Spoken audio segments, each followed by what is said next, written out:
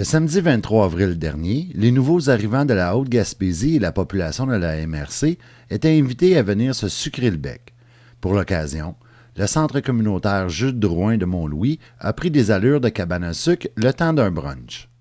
Plus d'une centaine de personnes ont répondu à l'invitation, permettant aux organisateurs de l'événement d'afficher complet.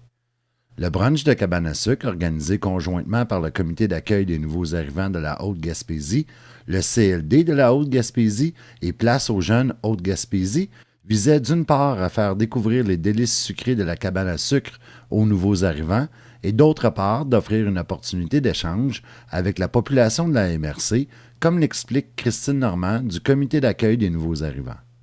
L'objectif est de rassembler des nouveaux arrivants, des vieux arrivants, puis des locaux.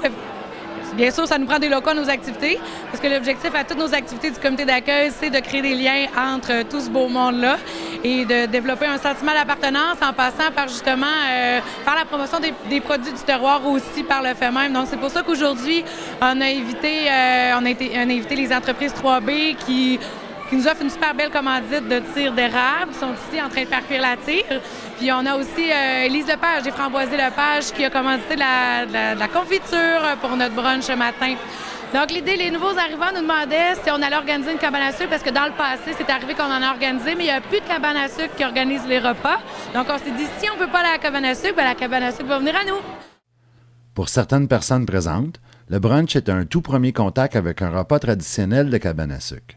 Christine Normand souligne d'ailleurs que plusieurs des participants étaient heureux de cette nouvelle découverte. C'est toujours un plaisir d'expliquer à un Haïtien qu'est-ce que les oreilles de Christ. C'est toujours un plaisir. Et oui, il y a des gens qui n'étaient jamais allés à la cabane à sucre, donc ça leur donne un bon aperçu. Ça nous permet aussi de leur dire traditionnellement comment ça fonctionne, pourquoi qu'on a des gros repas copieux comme ça, puis lourds. Fait que c'est le fun, c'est le fun d'introduire des gens qui viennent de d'autres pays aussi à cette tradition-là. Ouais.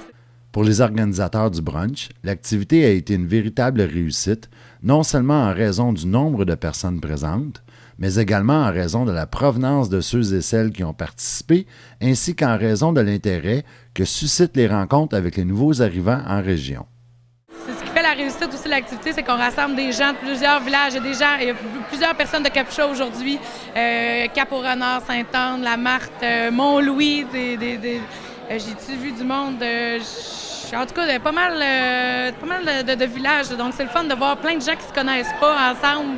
Des gens qui sont arrivés il y a un mois, des gens qui sont arrivés il y a un an, des gens qui sont arrivés il y a 6 ans, 7 ans, puis des gens qui viennent de la place, tout mélangés ensemble. Donc, ça, c'est toujours le fun à voir, ce beau mélange de gens-là.